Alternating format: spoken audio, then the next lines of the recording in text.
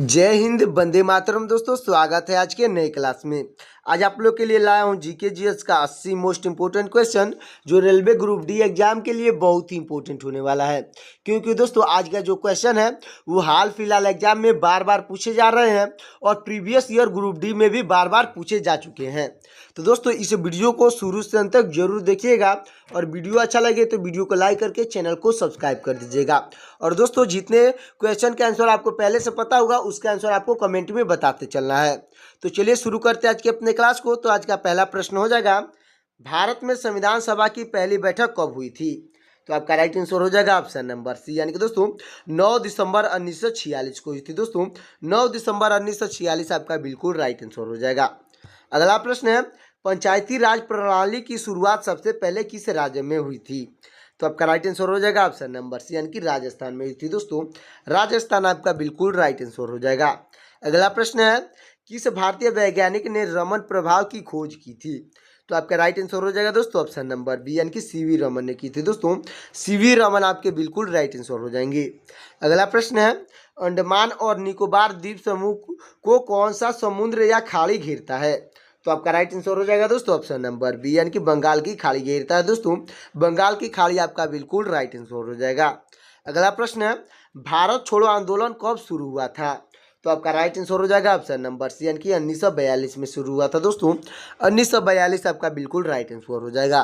अगला प्रश्न हो जाएगा, भारत में सबसे लंबा राष्ट्रीय राजमार्ग कौन सा है? तो आपका राइट आंसर हो जाएगा ऑप्शन नंबर बी, यानी कि NH 44 है। दोस्तों NH 44 भारत का सबसे लंबा राष्ट्रीय राजमार्ग है, अच्छे से याद रखिएगा। अगला प्रश्न हो जाएगा, किस शासक ने दीन ए इलाही धर्म की स्थापना की थी? तो आपका राइट आंसर हो जाएगा ऑप्शन नंबर बी, यानी कि अकबर ने किया था। दोस्तों अकबर आपका बिल्कुल राइट आंसर हो जाएगा। अगला प्रश्न है, किस झील को भारत की सबसे बड़ी खारे पानी की झील माना जाता है?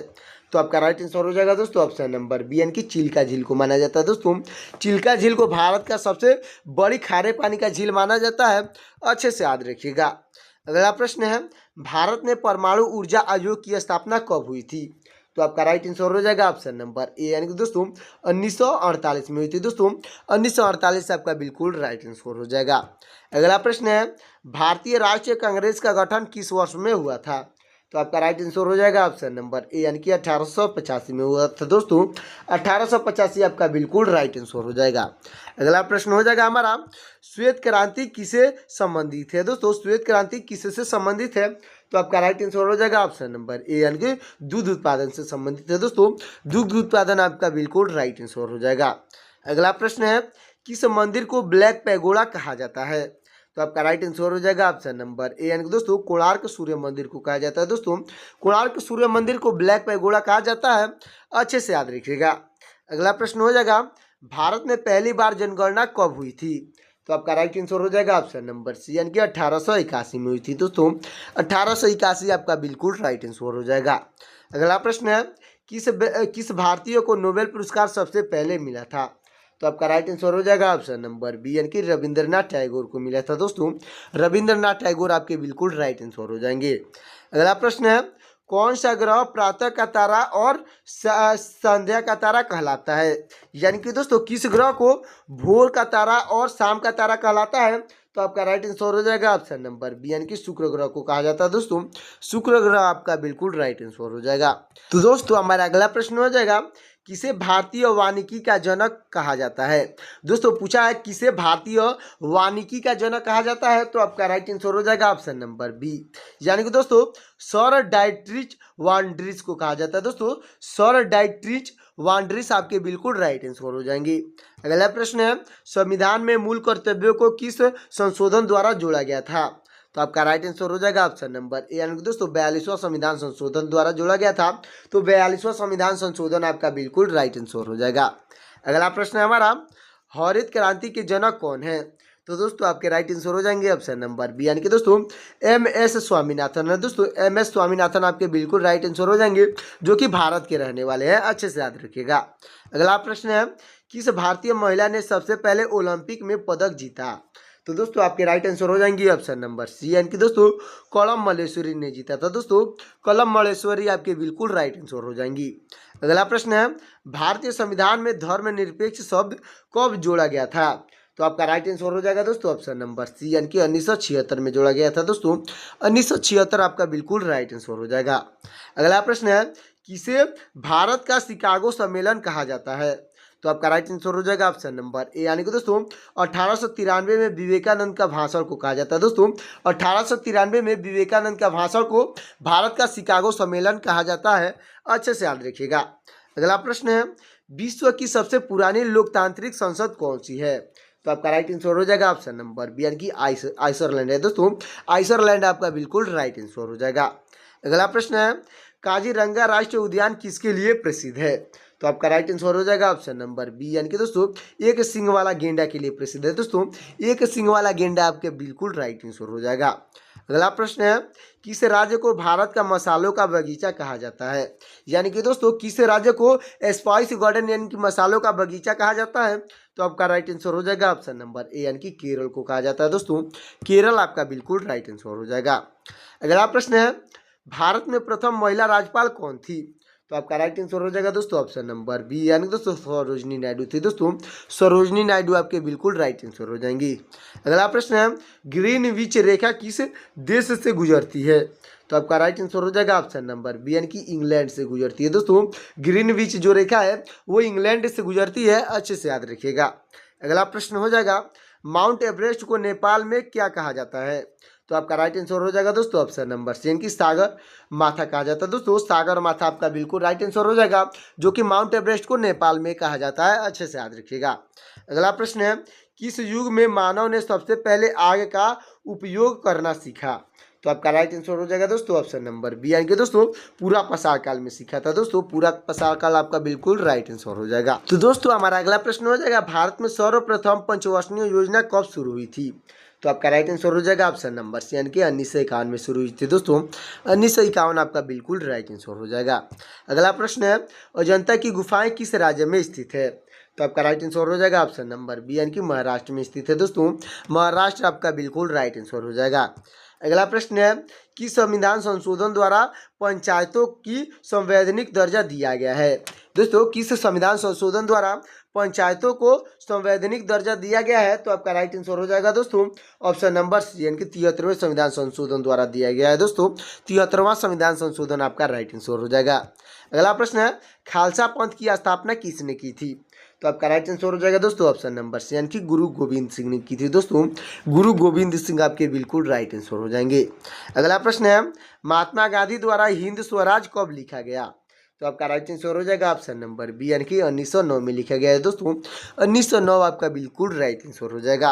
अगला प्रश्न है, चंद्रगुप्त मौर्य के प्रधान सलाहकार कौन थे? तो आपका राइट आंसर हो जाएगा ऑप्शन नंबर बी, यानी कि दोस्तों कौटिल्य थे दोस्तों। कौटिल्य आपके बिल्कुल राइट आंसर हो जाएंगे। अगला प्रश्न है, भारत का कौन सा राज्य काले चावल की खेती के लिए प्रसिद्ध है? तो आपका राइट आंसर हो जाएगा दोस्तों ऑप्शन नंबर बी, यानी कि मणिपुर प्रसिद्ध है दोस्तों। मणिपुर आपका बिल्कुल राइट आंसर हो जाएगा। अगला प्रश्न है, विश्व पर्यटन दिवस कब मनाया जाता है? तो दोस्तों आपका राइट आंसर हो जाएगा ऑप्शन नंबर ए, यानी कि 27 सितंबर को मनाया जाता है दोस्तों। 27 सितंबर आपका बिल्कुल राइट आंसर हो जाएगा। तो दोस्तों ये वीडियो कैसा लग रहा है कमेंट में जरूर बताइएगा। और दोस्तों वीडियो अच्छा लग रहा होगा तो वीडियो को लाइक कर दीजिएगा और चैनल को सब्सक्राइब कर दीजिएगा। तो अगला प्रश्न हो जाएगा हमारा, संविधान की 7वीं अनुसूची किस विषय से संबंधित है? तो आपका राइट आंसर हो जाएगा दोस्तों, विषय सूची जो है संघ, राज्य और समवर्ती सूची से संबंधित है दोस्तों। यानी कि संघ सूची, राज्य सूची और समवर्ती सूची आपका बिल्कुल राइट आंसर हो जाएगा। अगला प्रश्न है, भारत का पहला अंतरिक्ष यात्री कौन था? तो आपका राइट आंसर हो जाएगा दोस्तों ऑप्शन नंबर सी, यानी कि राकेश शर्मा था दोस्तों। ऑप्शन नंबर सी, यानी कि राकेश शर्मा आपके बिल्कुल राइट आंसर हो जाएंगे। अगला प्रश्न है, कौन सा तत्व मानव शरीर में सबसे अधिक मात्रा में पाया जाता है? तो आपका राइट आंसर हो जाएगा ऑप्शन नंबर सी, यानी कि ऑक्सीजन पाया जाता है दोस्तों। ऑक्सीजन आपका बिल्कुल राइट आंसर हो जाएगा। अगला प्रश्न है, किस शहर को झीलों का शहर कहा जाता है? तो आपका राइट आंसर हो जाएगा ऑप्शन नंबर बी, यानी कि उदयपुर को कहा जाता है दोस्तों। उदयपुर को झीलों का शहर कहा जाता है। अच्छे से याद रखिएगा। अगला प्रश्न है, द्रविड़ शैली का प्रमुख उदाहरण कौन सा मंदिर है? तो आपका राइट आंसर हो जाएगा ऑप्शन नंबर बी, यानी कि दोस्तों विरूपाक्ष मंदिर है दोस्तों। विरूपाक्ष मंदिर आपका बिल्कुल राइट आंसर हो जाएगा। अगला प्रश्न है हमारा, कौन सा जलप्रपात शिव समुद्रम के नाम से जाना जाता है? तो आपका राइट आंसर हो जाएगा दोस्तों ऑप्शन नंबर सी, यानी कि दोस्तों कावेरी फॉल्स जो है शिव समुद्रम के नाम से जाना जाता है, तो कावेरी फॉल्स आपका बिल्कुल राइट आंसर हो जाएगा। अगला प्रश्न है हमारा, संविधान में वर्तमान में कितनी भाषाओं को 8वीं अनुसूची में स्थान दिया गया है? तो आपका राइट आंसर हो जाएगा दोस्तों ऑप्शन नंबर सी, यानी कि 22 भाषाओं को शामिल किया गया है दोस्तों, यानी कि 22 भाषाओं को स्थान दिया गया है, तो 22 भाषा आपकी बिल्कुल राइट आंसर हो जाएगा। अगला प्रश्न है, भारत में सबसे अधिक वर्षा किस राज्य में होती है? तो आपका राइट आंसर हो जाएगा दोस्तों ऑप्शन नंबर सी, यानी कि मेघालय में होता है दोस्तों, मेघालय आपका बिल्कुल राइट आंसर हो जाएगा। अगला प्रश्न है, किस धातु का उपयोग परमाणु संयंत्रों में नियंत्रण रोड यानी कि कंट्रोल रोड के लिए किया जाता है? तो आपका राइट आंसर हो जाएगा ऑप्शन नंबर बी, यानी कि दोस्तों कैडमियम का उपयोग किया जाता है, तो कैडमियम आपका बिल्कुल राइट आंसर हो जाएगा। अगला प्रश्न है, कौन सा शहर पूर्व का वेनिस कहा जाता है? दोस्तों किस शहर को पूर्व का वेनिस कहा जाता है? तो आपका राइट आंसर हो जाएगा ऑप्शन नंबर बी, यानी कि कोची को कहा जाता है दोस्तों, कोची आपका बिल्कुल राइट आंसर हो जाएगा। अगला प्रश्न है, भारत में सबसे पहले रेलवे स्टेशन कहाँ पर बनाया गया था? तो आपका राइट आंसर हो जाएगा दोस्तों, आपका राइट आंसर हो जाएगा ऑप्शन नंबर बी, यानी कि मुंबई के लिए बनाया गया था दोस्तों, मुंबई आपका बिल्कुल राइट आंसर हो जाएगा, जो कि सबसे पहले मुंबई से थाने के बीच चला था, अच्छे से याद रखिएगा। अगला प्रश्न हो जाएगा, किराएदारी सुधार किस पंचवर्षीय योजना में प्रमुख था? दोस्तों किराएदारी सुधार जो है किस पंचवर्षीय योजना में प्रमुख था? तो आपका राइट आंसर हो जाएगा ऑप्शन नंबर ए, यानी कि पहली पंचवर्षीय योजना में प्रमुख था, तो पहले आपका बिल्कुल राइट आंसर हो जाएगा। अगला प्रश्न है, सबसे पहला भारतीय उपग्रह कौन सा था? तो दोस्तों ये क्वेश्चन बहुत इजी है, तो इसका आंसर आपको कमेंट में बताना है। देखते हैं दोस्तों कितने लोग इसका आंसर कमेंट करते हैं, तो फटाफट कमेंट कर दीजिएगा। और दोस्तों अब तक वीडियो को लाइक नहीं किए हैं तो वीडियो को लाइक करके चैनल को सब्सक्राइब कर दीजिए। अगला प्रश्न हो जाएगा, भारतीय राज्य व्यवस्था नामक प्रसिद्ध पुस्तक किसने लिखी है? तो आपका राइट आंसर हो जाएगा ऑप्शन नंबर ए, यानी कि दोस्तों एम लक्ष्मीकांत ने लिखी है दोस्तों, एम लक्ष्मीकांत आपके बिल्कुल राइट आंसर हो जाएंगे। अगला प्रश्न है, किस ग्रह को नीला ग्रह कहा जाता है? तो आपका राइट आंसर हो जाएगा ऑप्शन नंबर बी, यानी कि पृथ्वी को कहा जाता है दोस्तों, पृथ्वी आपका बिल्कुल राइट आंसर हो जाएगा, जिसको नीला ग्रह कहा जाता है। अगला प्रश्न है, चंद्रयान 3 किस उद्देश्य के लिए भेजा गया था? तो आपका राइट आंसर हो जाएगा दोस्तों ऑप्शन नंबर बी, यानी दोस्तों चंद्रमा पर लैंडिंग के लिए भेजा गया था दोस्तों, चंद्रमा पर लैंडिंग आपका बिल्कुल राइट आंसर हो जाएगा। अगला प्रश्न है, सुपोषण अभियान किससे संबंधित है? दोस्तों सुपोषण अभियान किससे संबंधित है? तो आपका राइट आंसर हो जाएगा ऑप्शन नंबर सी, यानी कि पोषण सुधार से संबंधित है दोस्तों, पोषण सुधार आपका बिल्कुल राइट आंसर हो जाएगा। अगला प्रश्न है, संविधान का कौन सा अनुच्छेद राष्ट्रपति को आपातकाल घोषित करने का अधिकार देता है? तो आपका राइट आंसर हो जाएगा दोस्तों ऑप्शन नंबर ए, यानी कि अनुच्छेद 352 जो है वो राष्ट्रपति को आपातकाल घोषित करने का अधिकार देता है, तो अनुच्छेद 352 आपका बिल्कुल राइट आंसर हो जाएगा। अगला प्रश्न है, लोकसभा का विघटन कौन करता है? तो आपका राइट आंसर हो जाएगा दोस्तों ऑप्शन नंबर बी, यानी कि राष्ट्रपति करता है दोस्तों, लोकसभा का विघटन राष्ट्रपति करता है, तो राष्ट्रपति आपका बिल्कुल राइट आंसर हो जाएगा। अगला प्रश्न है, भारत में सबसे लंबी नदी कौन सी है? तो आपका राइट आंसर हो जाएगा दोस्तों, आपका राइट आंसर हो जाएगा ऑप्शन नंबर सी, यानी कि गंगा नदी है दोस्तों, गंगा नदी आपका बिल्कुल राइट आंसर हो जाएगा। अगला प्रश्न है, नेहरू रिपोर्ट किस वर्ष में आई थी? तो आपका राइट आंसर हो जाएगा ऑप्शन नंबर बी, यानी कि दोस्तों 1928 में आई थी दोस्तों, नेहरू रिपोर्ट 1928 में आई थी, अच्छे से याद रखिएगा। अगला प्रश्न है हमारा, भारत के पहले प्रमुख चुनाव आयुक्त कौन बने थे? तो आपका राइट आंसर हो जाएंगे ऑप्शन नंबर बी, यानी कि सुकुमार सेन बने थे दोस्तों, सुकुमार सेन आपके बिल्कुल राइट आंसर हो जाएंगे। अगला प्रश्न है, किस युग के बाद अशोक ने बौद्ध धर्म अपनाया था? दोस्तों किस युद्ध के बाद अशोक ने बौद्ध धर्म को अपनाया था? तो आपका राइट आंसर हो जाएगा ऑप्शन नंबर ए, यानी कि कलिंग युद्ध के बाद दोस्तों अशोक ने बौद्ध धर्म को अपना लिया था, तो कलिंग युद्ध आपका बिल्कुल राइट आंसर हो जाएगा। अगला प्रश्न है, किस शिलालेख में अशोक ने बौद्ध धर्म अपनाने का वर्णन किया है? तो आपका राइट आंसर हो जाएगा ऑप्शन नंबर डी, यानी दोस्तों मस्की शिलालेख में वर्णन किया है दोस्तों, मस्की शिलालेख आपका बिल्कुल राइट आंसर हो जाएगा। अगला प्रश्न है, किसे भारतीय परमाणु कार्यक्रम का जनक कहा जाता है?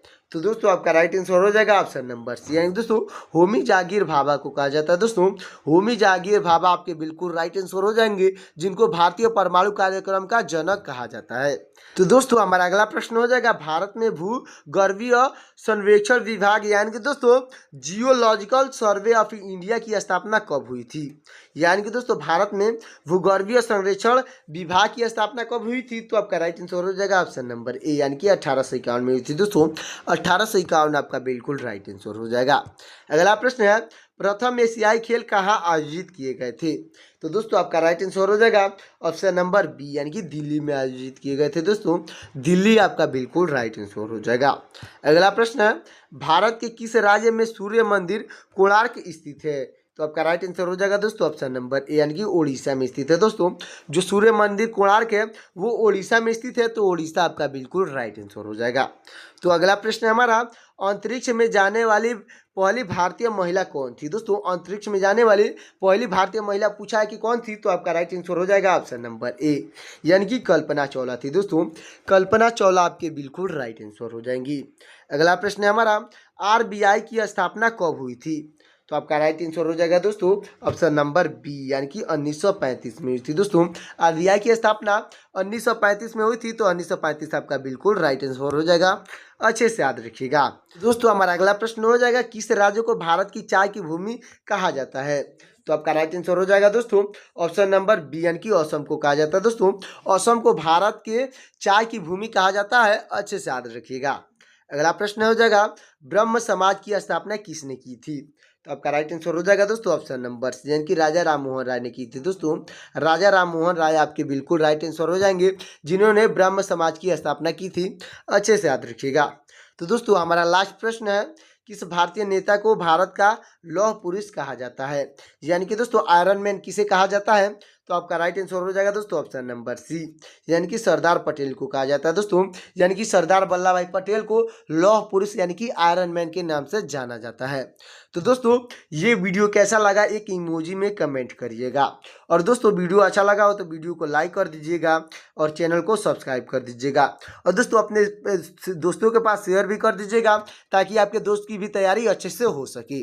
और दोस्तों इस चैनल को सब्सक्राइब करके बेल आइकन को प्रेस कर दीजिएगा ताकि दोस्तों मेरा latest video, topic wise video, current affair video और जीके जीएस का मोस्ट इंपोर्टेंट वीडियो आपके लिए जल्द से जल्द आपको मिल सके। और दोस्तों आपकी तैयारी कैसे हो रही है ये भी कमेंट में बताइएगा। तो दोस्तों मिलते हैं किसी और वीडियो में, तब तक के लिए जय हिंद जय भारत।